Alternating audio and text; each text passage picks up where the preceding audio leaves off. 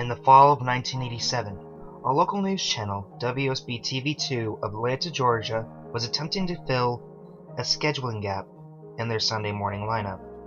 After a few solicitations by local business owners, they decided to allow the young Reverend Marley Satch to take the available hour block to do a religious-themed show. It premiered October 18th with little promotion. The show was standard religious fare and consisted of the Reverend sitting in a simple chair reading passages from the Bible to a camera and discussing their interpretation in our modern-day life. The show received a reasonable number of viewers and continued to be shown into early December. It was then that the studio began to receive extremely strange complaints from viewers of Words of Light with Reverend Marley Satch. The calls were from women and women only, who vaguely referred to uncomfortable feelings that they had at very specific intervals during the program. They described feelings of nausea, back pain, dizziness, and blurred vision. These callers, for no discernible reason, were convinced that it was the viewing of this program that was causing these symptoms. It was later determined after 3 weeks of complaints that these feelings were happening at roughly 12-minute intervals during the course of the program. The small studio staff checked all recording equipment, both audio and video, and found nothing faulty. When the Reverend was made aware of these incidents, he merely shrugged and stated cryptically that some can't handle the voice of God. The head of the studio, at a loss to explain the cause of these complaints, decided to continue running the program. By February, viewership had dropped sharply, and it was decided to pull the plug on the show. The studio head figured it would be more prudent to spend as much time as possible on the news story that had the two other local news networks buzzing. A miscarriage epidemic. Starting sometime in December, the number of healthy pregnant women miscarrying in the Atlanta metropolitan area had reached over 300. The CDC could find no discernible cause for this terrifying occurrence. The Reverend took the show's cancellation with what could be only described as an abject indifference. When informed, he made no protest, merely nodded almost knowingly. He left the studio after the last episode was filmed without so much as a word, and dropped off the face of the earth. No one ever heard from him again, not his former congregation or any member of the church. The studio moved on, filling the slot with an infomercial, and continued to concentrate on the miscarriage story. A year and a half later, an intern at the WSB studios discovered the tapes of the Words of Light, and began going through them in an attempt to find stock footage for an upcoming piece the station was doing on the impact religion had on the city. The Atlanta incident, as the miscarriage epidemic became known in the medical journals, petered out 3 months after the studio canceled Reverend Satch's show, and had already begun to fade from the public conscience. As the intern went through the tapes, he accidentally made a disturbing discovery about the footage.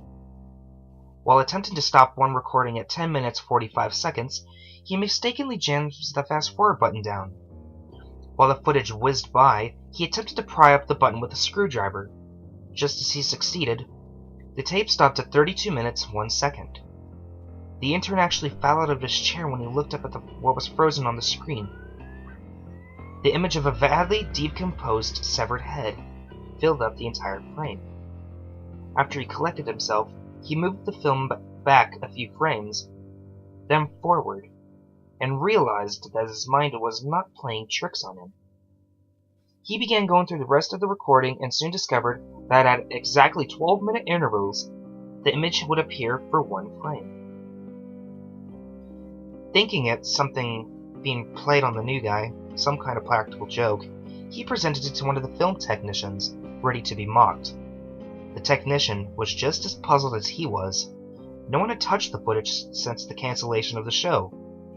After the studio had closed for the night, the intern convinced the tech to help him go through the tapes of the Words of Light.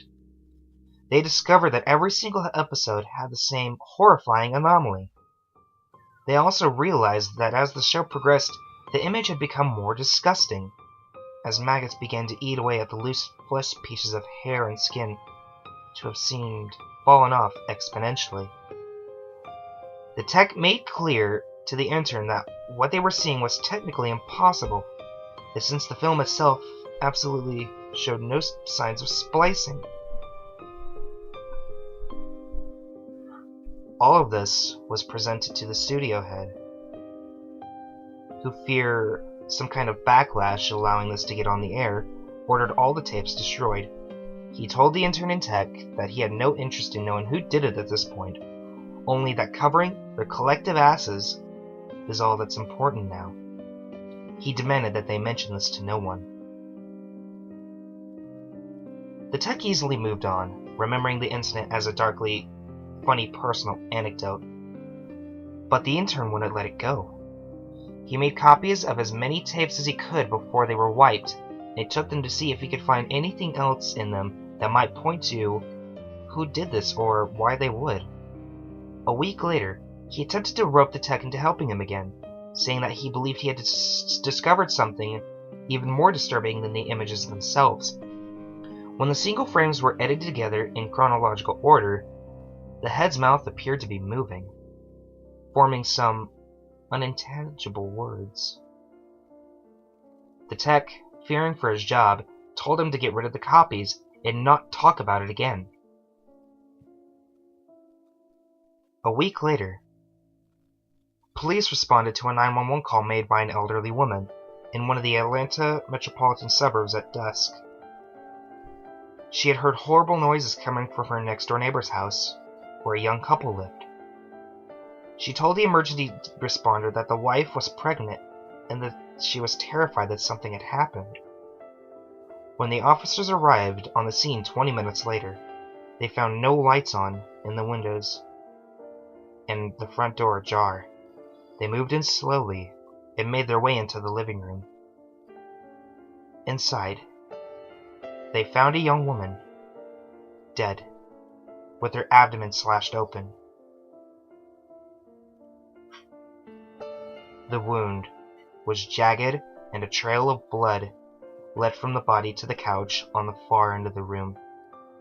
There sat her husband, the studio intern, naked, the corpse of his unborn child at his feet, dying. In his hand, he held a rusty piece of metal siding he had used to gut his pregnant wife.